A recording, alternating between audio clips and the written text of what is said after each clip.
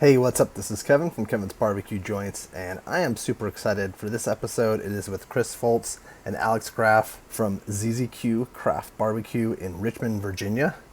You can go to their website, zzqrva.com, Richmond, Virginia, rva.com. These are two of my favorite people, not only in barbecue, but in general. They're just great people who have worked really hard and had a lot of success, and then had that rug pulled out from under them. And I wanted to check in with them to see how they were doing, because with COVID, they ended up shutting down completely. And now they're just getting back into the swing of things. And it's been interesting from afar, because I've been meaning to visit, to see their progression. And as Chris mentions in the interview, and he's not saying this to brag, he's just talking about it as a matter of fact, they had a $3 million gross last year. Going into 2020, it seemed like it was even better. They had a well-oiled machine, 43, 44 employees. They were able to go to Texas for 2 weeks on a vacation with everything working smoothly. As I mentioned, the wheels came off and they've had to reinvent their business. They didn't have online ordering prior to this. They talk about that. They talk about the hurdles. They talk about the hurdles too that you don't think about with to-go containers and all the to-go items and things that you need to facilitate proper to-go. All those things obviously cost money, and they also are not always easy to get. He even talks about the latex gloves that he uses for moving the meat in the smokers. Those are more expensive and harder to get. So there's a lot of little nuances throughout this interview.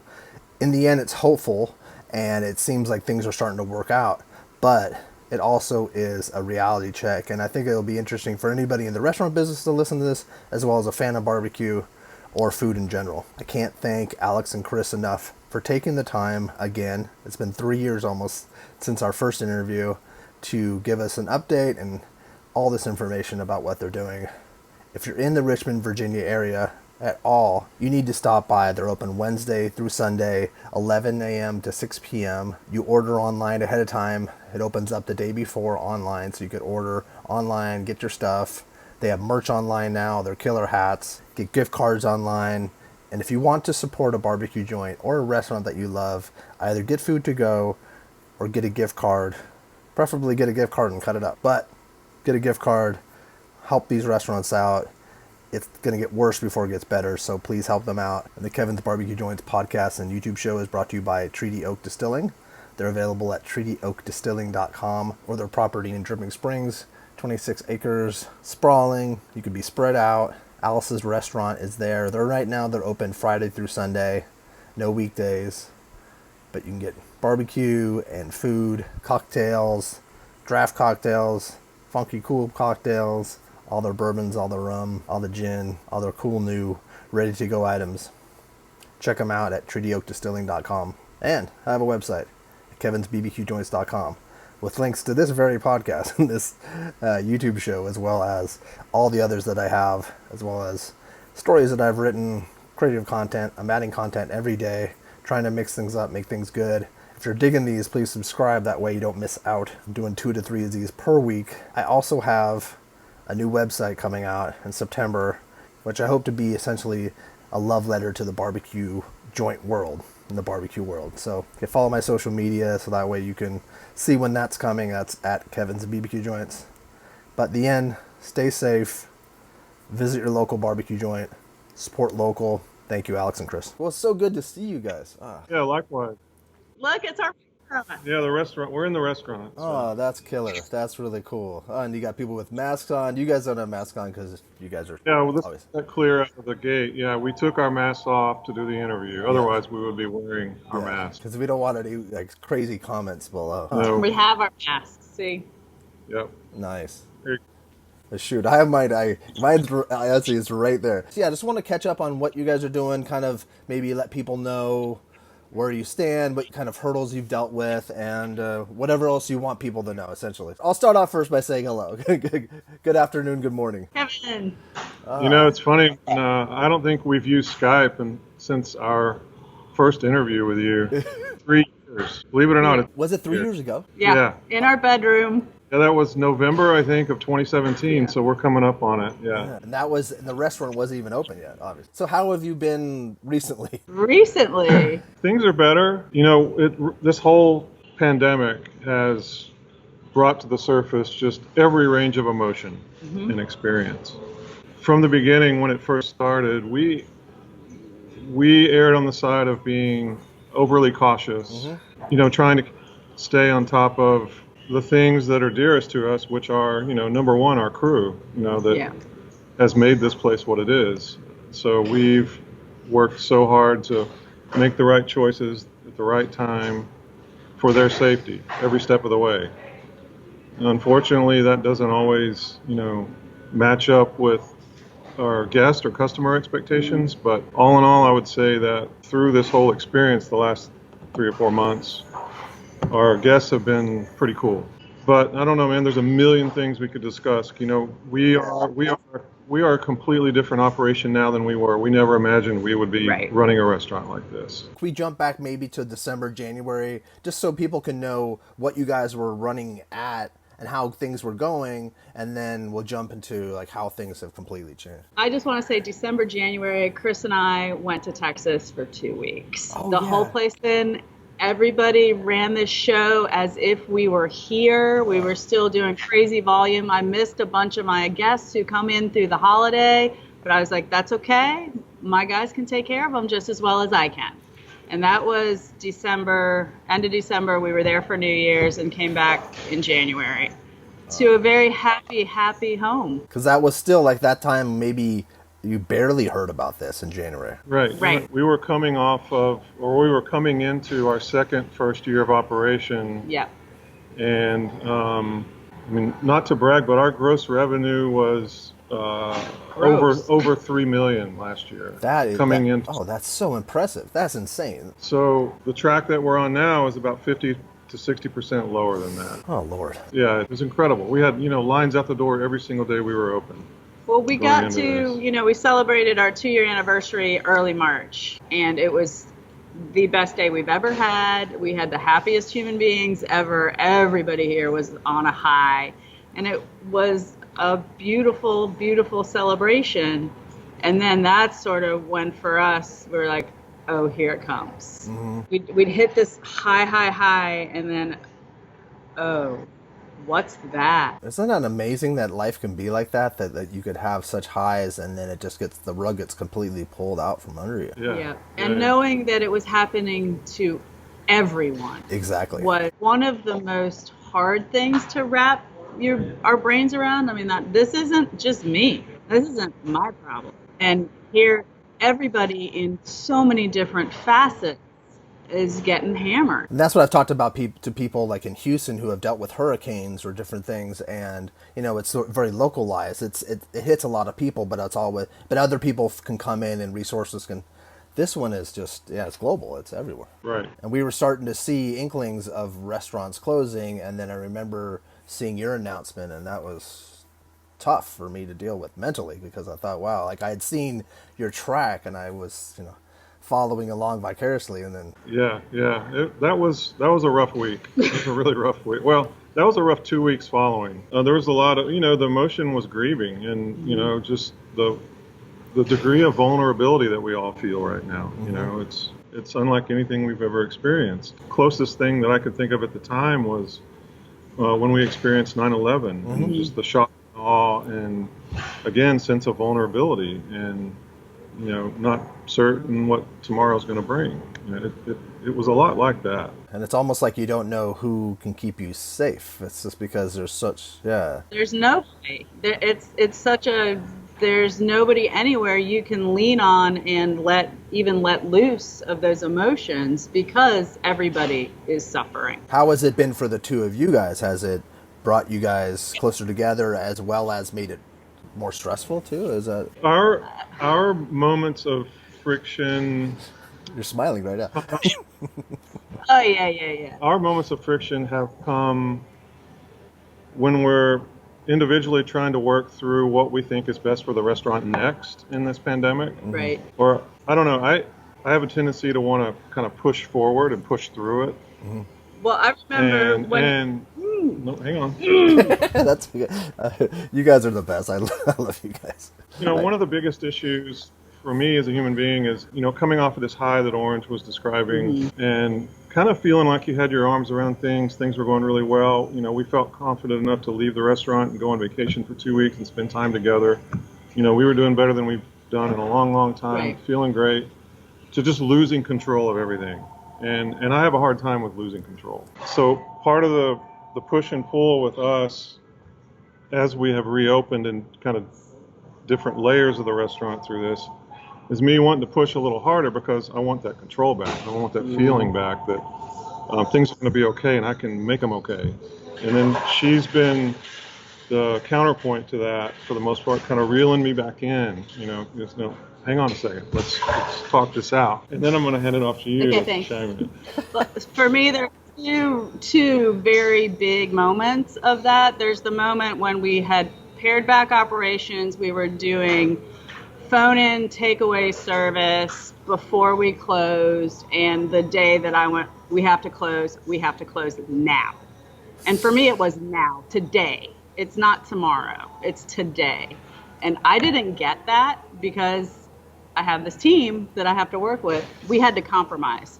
We didn't run all the way through Saturday and into the next week like Chris wanted to, but we didn't close on Wednesday. Like, I just was like, we have to close immediately. Yeah. We compromised there. And then more recently, we've been doing this takeout. We're doing online ordering, which made our life much better than the phone, for sure. I can't say enough about that. But then there was the shift to wanting to open up some of our space. And the first move there is to open up our backyard. We have this beautiful backyard here with sexy trees, and talking about doing food service out there. And I was like, we can't have two different food streams. I can't put my guys in front of these guests because everybody who's wanted to come out is the cowboy. I don't know how they're going to be. So we had to go through about a week of negotiations between the two of us to figure that one out. And what'd you come to? So it was a brilliant idea.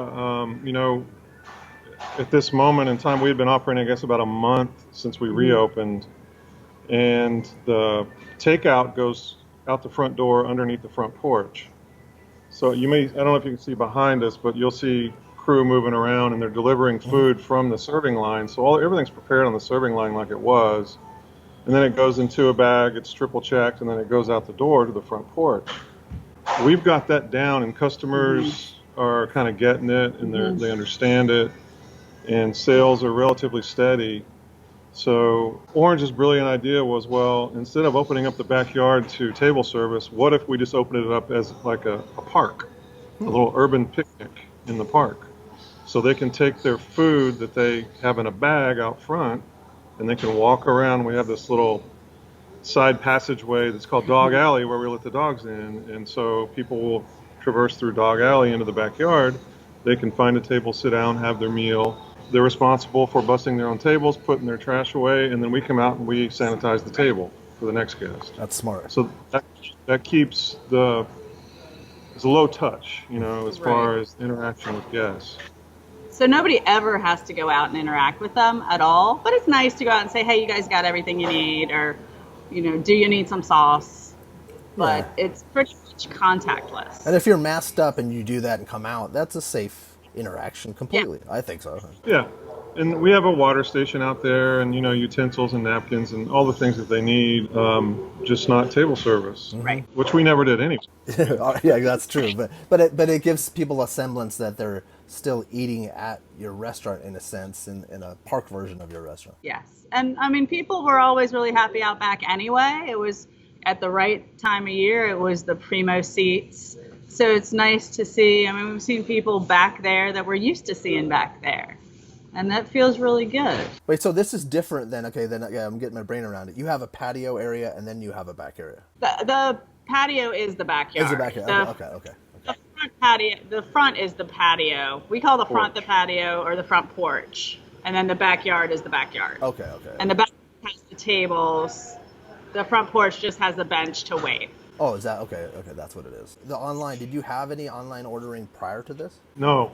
I'd already sworn I would never, ever do it. I was like, "There's no way. We're gonna do what we do, always and forever." So before we made the call to close initially, when everything first hit, I had started setting up the online ordering app through our point of sale system and had most of it ready to go. Right.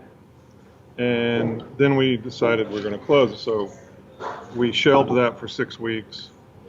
And as we made the decision to reopen, we had to learn that again and rebuild that again. And it's been an utter nightmare. I mean, we love our point of sale system as far as, doing typical, line service, the way we normally operate. It works great. But trying to pivot and change the way we serve people through, a button online that you click for how much brisket and sides and sauce and bread and all the other little odds and ends that are impossible to predict. There's a huge learning curve. You did good. And I'm still the guy responsible for You're doing good. tracking inventory. So there's so many aspects of this, Kevin. It's so much to the point of sale. I mean, we're now ordering all of our meats by weight. So it's no longer I need 25 cases of this. It's I need so many pounds of this. Right. And I've scientifically figured out how much trim loss there is, how much cooking loss there is, within a few percentage points of everything that we cook. That's how focused we've had to be on food costs. Because we can't waste anything right now. We waste, we die. I mean, literally, we're not going to survive. It's all in spreadsheets now, by weight, every single thing. And then all that weight gets translated into our point of sale. And I've got to keep an eye on that all day long to make sure I'm not promising someone who wants to pick up 3 pounds of fatty brisket at 6 o'clock. But, I got to make sure it's going to be there. Of course, yeah. That's stressful, yeah. And that's my day, pretty much, watching. So what days of the week are you open then? Wednesday through Sunday. Okay. Wednesday through Sunday, 5 days a week, 11 a.m. to 6 p.m. Okay. And you can start ordering the evening before. That's what I was going to ask, okay. So the inventory for the next day goes up at 7 p.m. the night before. Okay. And people can start ordering. And that's worked, knock on wood, it's worked pretty well so. There's no cutoff time for you can order that same day too, so is that why you're always... Yeah. And then you shut it down, you shut down brisket if it's sold out, or... Exactly. Yeah. Do you have any walk-up business then? Yeah, a little bit. That's growing actually on the weekends, which gets really, you can talk to that. Well, the walk-ups are always awkward because it's mostly people who don't know us, and to be like, hey, you got to get on your phone and order, and they're like, what? I can't with you. How do I pay cash? And the conversations are crazy with people. And I mean, I don't know. I'll take somebody's order out front if they just cannot figure it out with their phone. But we really push them to do it themselves because once they've done it once, it's easy and they got it. But the trouble is you get walk-ups and then they have to sit out there and wait. And they're in the way for the people who are coming who know how it works, who are supposed to be there at 1:30 to get their food, and they're there at 1:30 to get their food, and they're like, I've got to get around these, and I'm like, excuse me, could you make a little space for this person to get this food? Yeah, the whole distancing stuff, yeah, that's all to go back. So then you do order for a specific time, you secure a certain time for pickup. Okay. Yeah, so which works great. And you can order, that can be as soon as possible, which then, we can pretty much tell the difference between those orders. So that helps. The people just get dumb when it's coming around food. They're just like little zombies. It is funny too. And it's funny too because they could probably deal with almost everything else in their life, but they can't deal with that. It's also too, it's like they almost forget that what we're dealing with, it's a new world. It's a whole new world. Right. And the lack of masks, that just people walk up with no mask on, wanting to dine in, and you're just like, nope, sorry. No, but that is becoming, even last week, that was better. So I'm seeing sort of a push to things being safer from the guests. I went to Home Depot yesterday, and everyone was masked up, and I was so proud. I wanted to hug everyone and say, we're doing this. Like, maybe it'll work. Maybe there's hope. Were they masked up over the nose, even? Yeah. Were they chin guard masks? In the park, I'm not talking about in the parking lot. In the parking lot, a lot of the chin, or the nose is my favorite. Like, really, that's Don't get me started, Kevin. I know. Don't get me started either. I do think that the recent, surge that we're experiencing in all the other states is actually becoming somewhat effective. People are getting concerned again, and so they're taking it a little seriously. And I think I've seen a lot more barbecue joints across the country now posting pictures on Instagram with masks. I agree. And that was something that really used to anger me in the beginning, is that so many joints, even some that just opened, would never show pictures of customers or crew with masks on. And I'm like, dude, man, you gotta be more responsible than that. Right. We need to be leaders in this, in the food industry. And also to show that, like, a lot of them in posting and saying, we are not, if you don't have a mask on, we're sorry, but you can't come in. And I think that's been really, really helpful. And I've been trying to push it for a long time, but then I can't argue with people because, that goes down the rabbit hole of craziness. And then it stresses me out all day, feeling bad that I got in a fight with somebody over something so silly. And I just want us to get beyond this so I can visit you guys. I've been meaning to visit, and my mom is finally healthy, and I'm like, now I can't come. With everything going on, how big is your staff? Like, how many did you have to let a lot of people go or furlough them? Or So I furloughed anybody who didn't have a mortgage, didn't have rent to pay, anybody that was living with their families. I was like, you guys are off the table. Mm-hmm. It's really trying to think about who needs what and trying to prioritize that way. We have some folks who are back to their full hours, but not everybody. So yeah, and one of the things I would say is that we've been extremely open and transparent and communicated clearly every step of the way with our crew, and I think most of our full-time crew are still working here. From a full-time crew before the pandemic hit. Yeah, full-time. Most of them. Mm-hmm. Oh. But a lot of the people that Orange is referencing, were high school kids and 20-somethings that lived with parents and stuff who didn't quite, it didn't affect their welfare as much. And But to their credit, they were totally cool, and most of them volunteered to go on furlough immediately. Many stepped forward and said, "Hey, don't worry about me, I'll be fine." Yep. that makes me feel good. Wow. Yeah. I mean, the communication's been really, really strong with our guys. We had a crew of 43 or 44 people before all this started, and every single one of them rock solid, like family. Mm-hmm. Most have been with us since the beginning, and now I think we're operating on 25 or 26, something like that. Yeah. At least it's better than what I could have been talking to you about, I guess. And they get it. We've since we've opened, we share our finances every month. Mm-hmm. This is how the restaurant's performing. This is how much our labor costs are, food costs, and they've taken a personal investment in that and its success. Before all this started, we were able to give them bonuses every 6 months. They'd get an extra check. I mean, it was doing that well. The way you're talking, though, speaking about your restaurant and being so open about the finances is very, very unique and very bizarre, like in a good way to me, because I've worked in restaurants where everything's so shady and scared, like it's like hidden and you don't know where money's going. And I worked somewhere where I had to go every day to the bank and try to get checks reversed, like bounce checks reversed, and it was stressful because the owner was so. Yeah, okay, I think that's important. I wonder if that going forward, a lot of people should do that. I know a lot of people don't want everyone to know everything about their business, but I think that's helpful for your employees because they feel like they're part of it. Yeah. I don't know how much they pay attention to it, but the information's available. They know you're being honest about things and that you're not. Yeah. Yeah, I think that's in the end, that's what it is. It doesn't have, the numbers could be whatever. Food-wise, do you have the same menu? Did you par the menu down at all? Really similar. We don't have pastrami, meats-wise, and then the sides, we sort of just went to the essential. So, yeah, what we discovered after we used to have, beef ribs would be a special on Saturday, smoked prime rib on Sunday.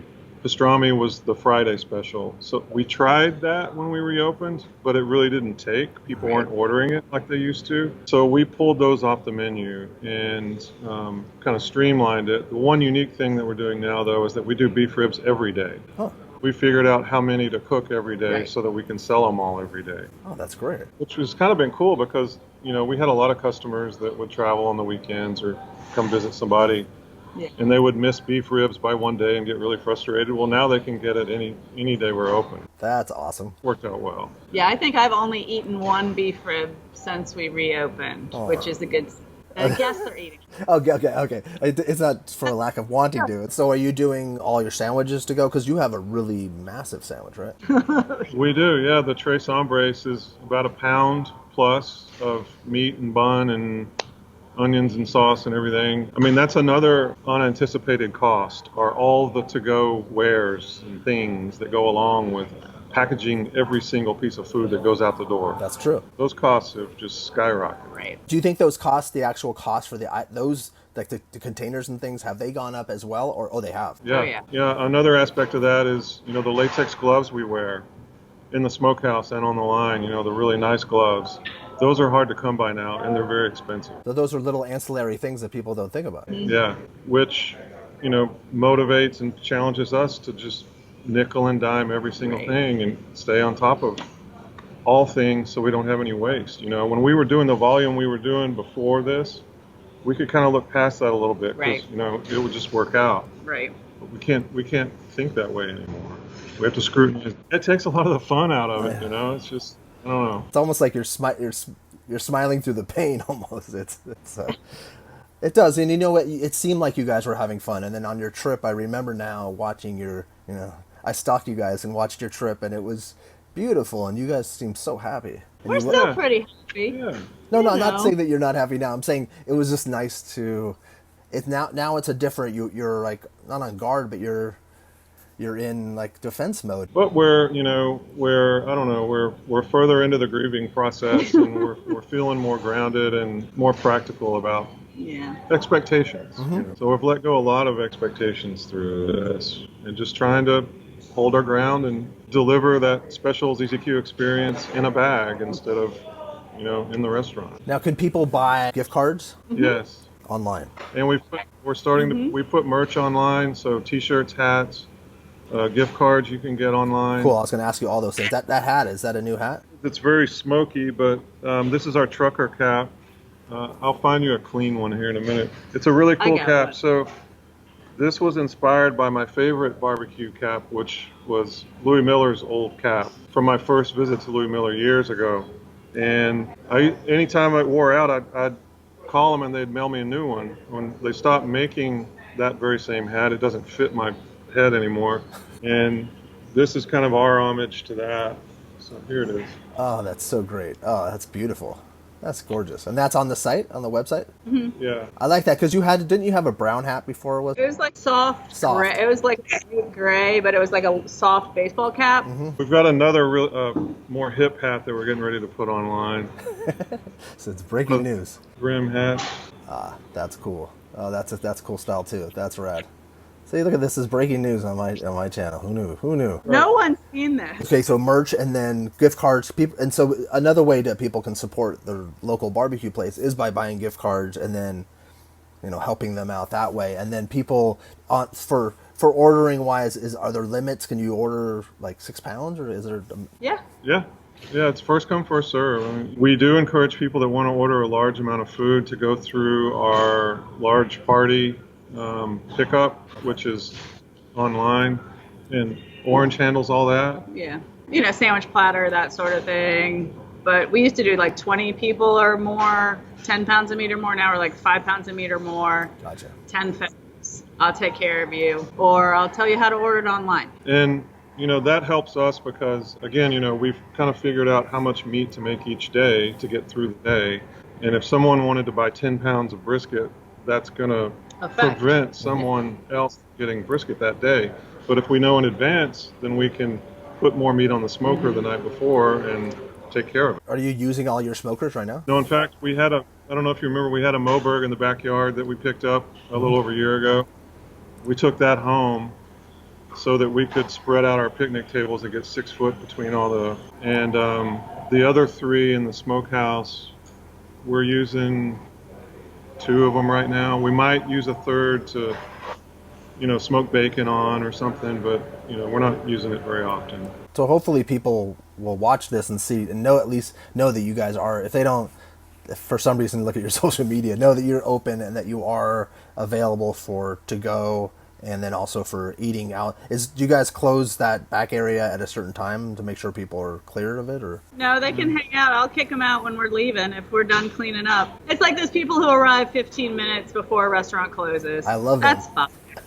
I love them too. We love them all right now. Yeah, right now it's different now. Yeah. Yeah, that's fine. The big struggle is no one can come inside. No one can come use the bathroom. You know, it truly is a pandemic part. And then also, like beer and wine. You guys beer and wine. You had hard alcohol too. You had the whole. Can you get that still? So we're not doing our full bar, but we're doing to-go cocktails, which became legal in Virginia in the middle of all of this. So like last weekend, we had some spiked lemonade offering. One of our mezcal cocktails called the El Nopal, which is with prickly pear. It's cool. Delicious. Oh, that sounds so good. So we have a couple of those offerings. Our beer, we're not doing our draft beer, but we're doing like Lone Stars, and we have some other smaller breweries. We have their cans, that kind of thing. Can people drink out back too? Is that? Yeah. Yep. And then are your purveyors been pretty? How is that? I haven't asked anybody that. How has that been with the purveyors? Do they have good stock on meat and different things? Not in the beginning. It's getting better though. We were shorted a lot when we reopened, and also you might recall how expensive brisket was when everybody was trying to reopen. Oh yeah. Pouring salt in the wound, and we were paying over $7 a pound for brisket when we opened. Oh. Come down significantly. It's almost at the price point we were paying before all this started. But the challenge right now with that is, that's just another layer of taking the fun out of this.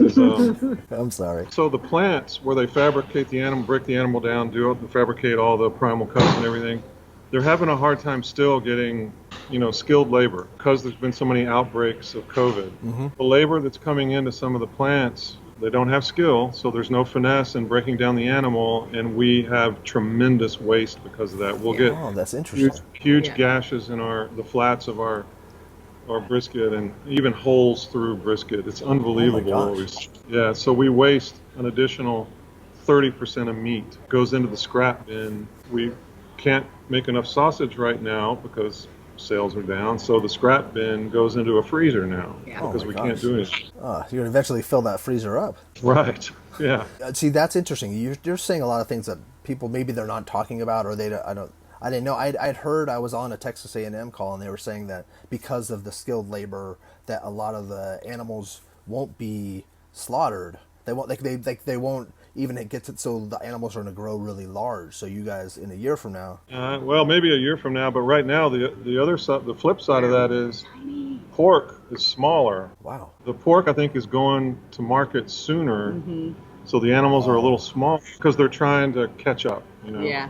So we're having to put, instead of putting 20 butts on, we have to put 30 butts on to meet weight or whatever it is. God. And a 4-pound butt takes up about as much area as an 8-pound butt on a smoker. So the way you do. Yeah, that creates challenge. All this math you have to deal with. So you're like being an architect again, kind of like in a way. Or... That's come in really handy, Kevin.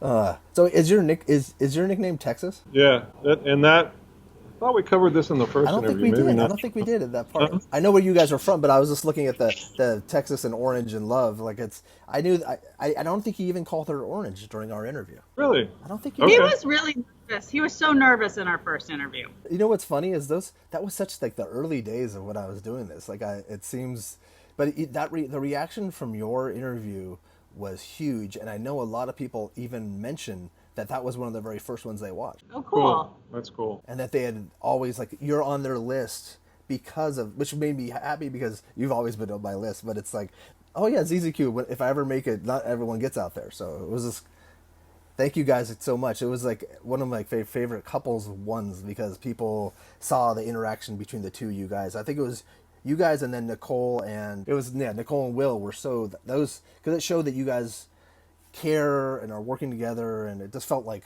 a union as opposed to just two people doing it and just making it work. You recall that she was in roller derby, right? Yes. When we met, she was playing roller derby. So her teammates called me Texas since I'm a Texan. And big and talks real nice. As a slow drawl. Anyway, that's how my name came to be, through her roller derby teammates. And then her nickname at the time was Orange for obvious reasons. And so at our wedding, when we got married, someone wrote that exact diagram that's behind us in neon. They wrote it on this little blessing flag that we were married under. It said Texas plus orange equals love. Oh. But it was a not an ampersand. Yeah. And so our neon guy is this really old sweetheart of a guy. Oh my He's God. done all of our neon. He made that for us. And everyone comes in. Is that a peach? Is it Texas and Georgia?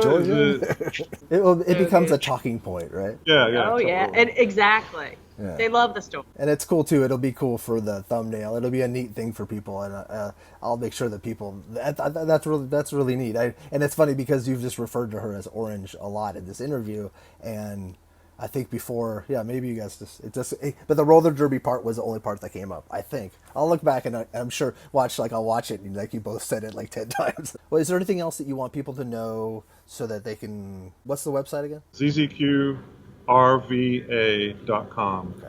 RVA, so Richmond, Virginia is the RVA. So ZZQRVA.com. That'll take you to a gift card. There's a gift card button on there, and then there's a button also for online ordering that'll take you to our point of sale site where you can order everything, including merchandise and cocktails if you want cocktails. Complimentary sauce. It's after the desserts. Oh, yeah, Kevin, here's some breaking news also for you. Oh, yeah. We are getting ready to start bottling our sauces. We are working with a co-packing company, a startup in Richmond here. Nice.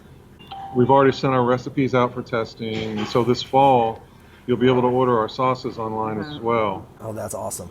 That's fantastic. How many different sauces? 3, thick, thin, and sassy. So the thick is like a tomato base, kind of traditional Texas style. And the thin is a nod to Eastern North Carolina. It's mainly vinegar. And then the third one is a mustard-based sauce, but the sweetener in it is pineapple. Oh, wow. And we're also going to be packaging our dry rubs and hopefully smoked sausage soon as well.